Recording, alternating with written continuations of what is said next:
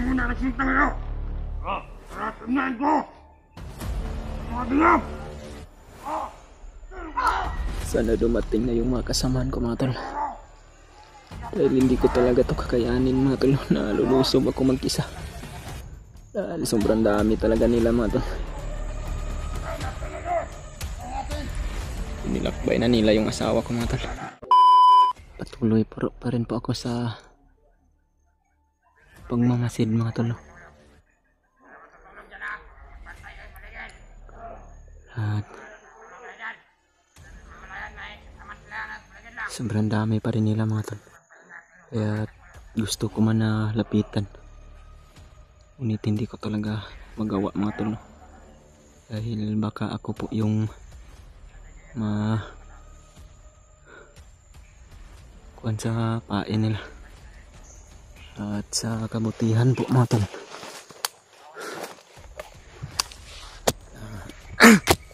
Nakakontak ko na po si Kuya Bads mga tol. Yung Kuya Bads po mga tol, kontak ko na po.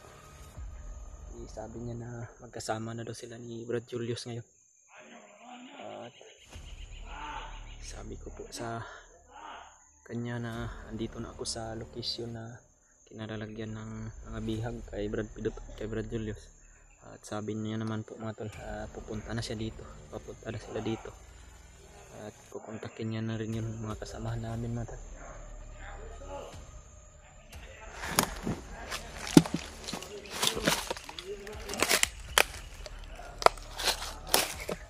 Sobrang dami talaga nila mga tol. Yan ba yung iba oh. Yan sa puno ng mangga. Mga sniper at mahahabang baril po yung mga dala nila mga tol no? At kailangan talaga na magmasid lang muna ako dito. At titingnan ko lang po yung mga sitwasyon nila mga tol para makita din po ng mga kasamahan ko kung ano yung kalagayan nila ngayon mga tol. At mag-aantay lang muna ako dito sa mga kasamahan ko mga tol. Kila Kuya Bads.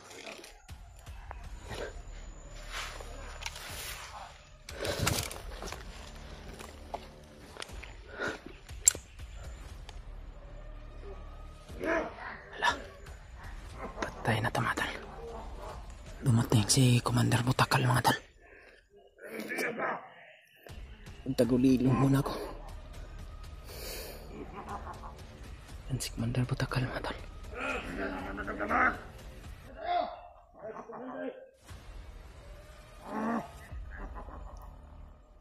Tingnan na!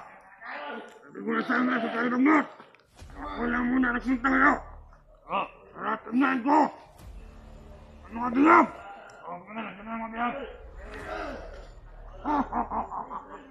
Ano kayang gagawin nila sa mga bihag mga tol?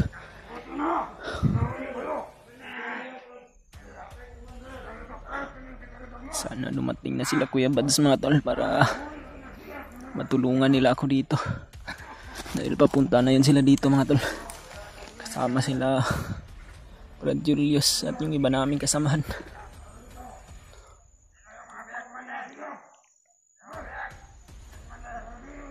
Diyos ko po.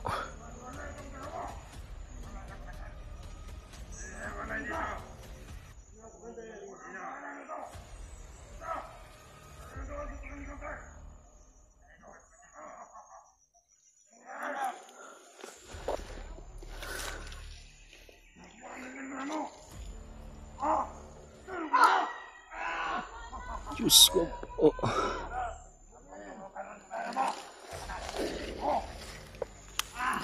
Sana dumating na yung mga kasamahan ko mga tol. Dahil hindi ko talaga to kakayanin mga tol. Nalulusob ako mag-isa. Dahil sobrang dami talaga nila mga tol.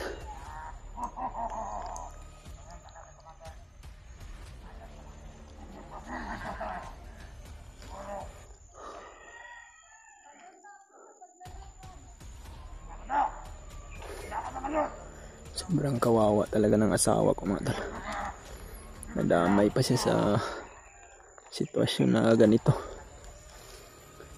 Diyos ko po, tulungan niyo po kami. Sana po maligtas na namin yung mga biyag. Lalong lalo na yung asawa ko at si Brad Pidot.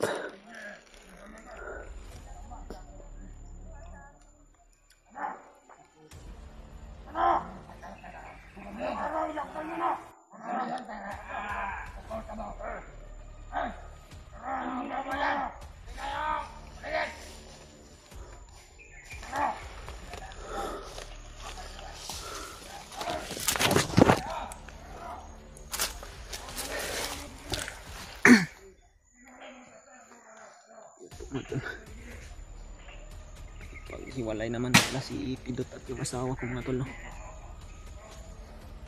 Dadalhin daw si Brad Pidot doon kay Commander Bagnot mga tol. Ano kaya ang pinaplano nila kay Pidot?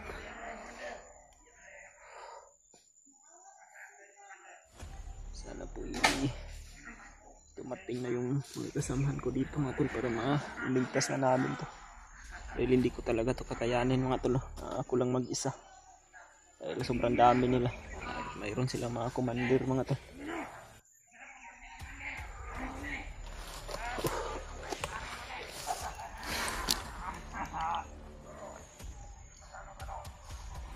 Sana darating na sila Kuya Bads dito mga tol.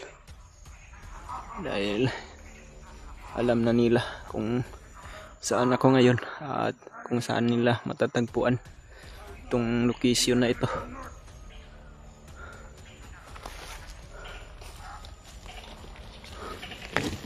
Nagtatago lang muna ako dito mga tol at ayaw ko na magpakita sa kanila, baka mahuli pa nila ako. Maghanap lang ako ng tsimpo mga tol. Mga hayop talaga tong mga tarantado to. May araw din kayong mga hayop kayo.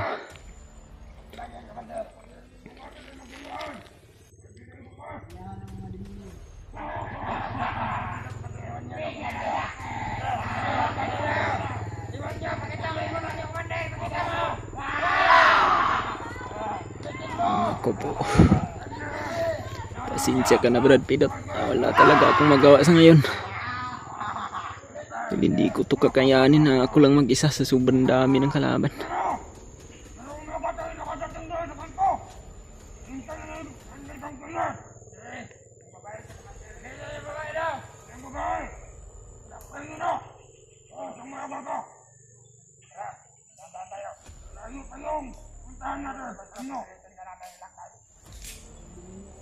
Ako nang bala dito.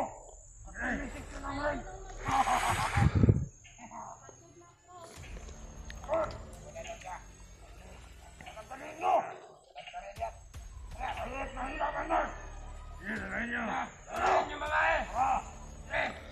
Hayop talaga tong commander na butakal na to. Darating din ang araw na pagbabayaran mo yung kasamaang ginagawa mo.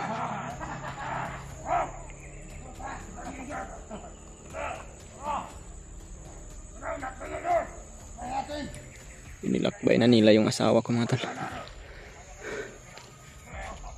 At hiniwalay nila si Brad Pidot sa asawa ko mga tol. Susundan ko tong asawa ko mga tol. Dahil kinakailangan na mailigtas ko to sa mas lalong madaling panahon. Dahil sobrang kawawa to mga tol. Dahil buntis at kinakailangan na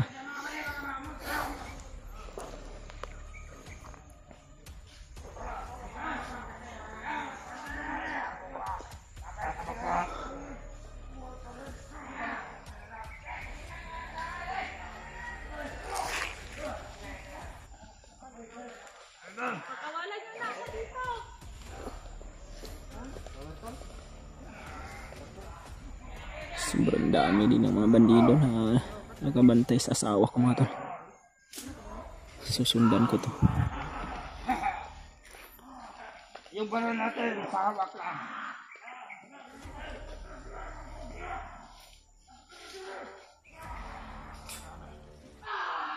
Si Big Boss. Pwede. Dali natin si Big Boss. Pwede. Tawagin mo si Big Boss. Yung malaking tiyan ba? Ikaw na bahala. Sige na, tawagin niyo si Big Boss, yung may pula talo na to. Yung natutuyan ba?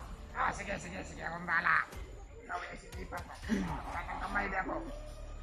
Ikaw ba sa kung side kay kombinasyon? Agap naman dito na to. Kaya mo, kaya. Ano? Ikaw malaki tiyan at saka may talo dito.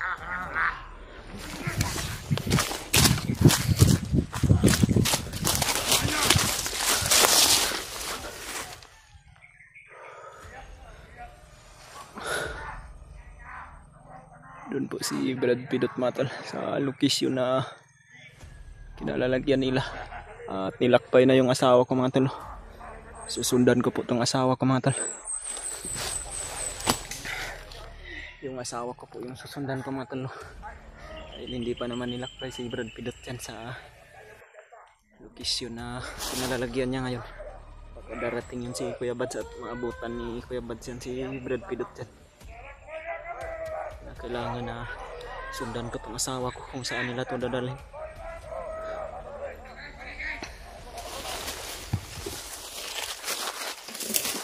Ihanap ako ng magandang tsimpo mga tol. Ililigtas ko agad itong asawa ko sa mas lalong madaling panahon.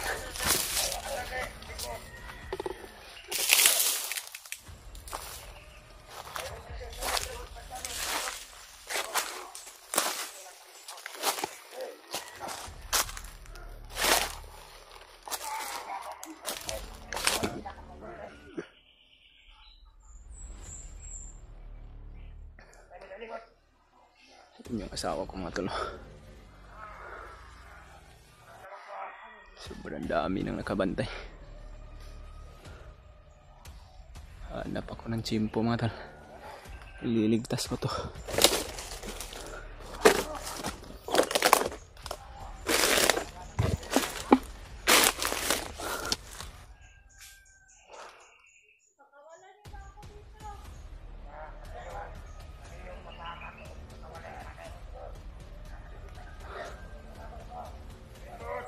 Paano ko? Hanap ako ng magandang tsimpo dito mga tol.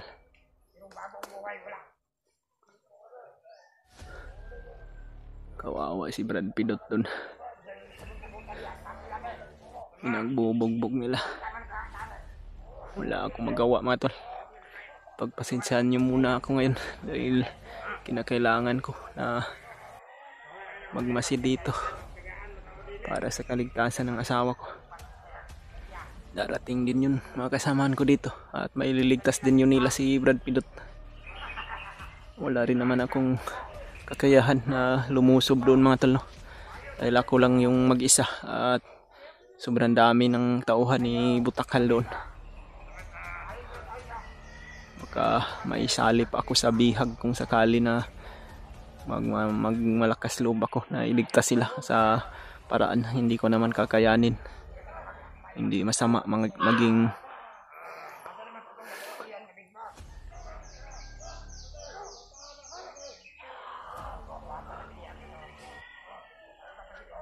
pagmasdan ko lang muna ito mga tol kung ano yung mga galaw nila, mga plano nila at yung mga kilos nila para magkaroon ng pagkakataon na mailigtas ko tong asawa ko.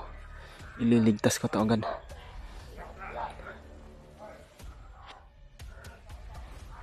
Kailangan na hindi na ito mawala sa paningin ko mga tol.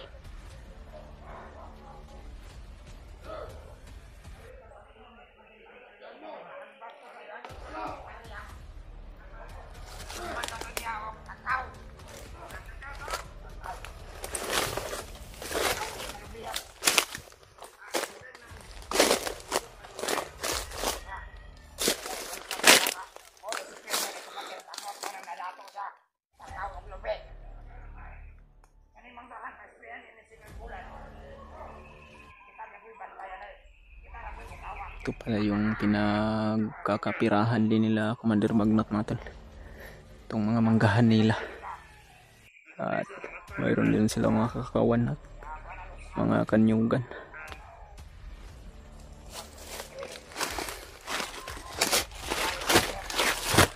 Dito po ako mga tol. Binabantayan ko po yung asawa ko kung saan nila dadalhin. kinakailangan na mailigtas ko ito mga tol sa mas lalong madaling panahon para ibaba namin to. Dahil kinakailangan din na ma-check ng mga nurse yung kalagayan ng anak ko sa loob ng kanyang tiyan mga tol.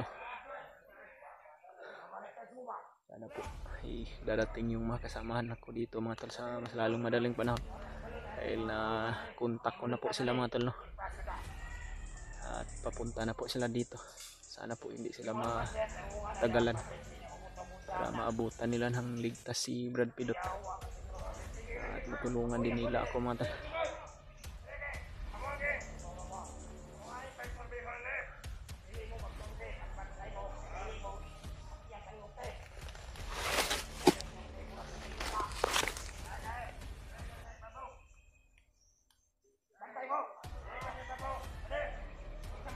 Sobrang dami nila mga tol.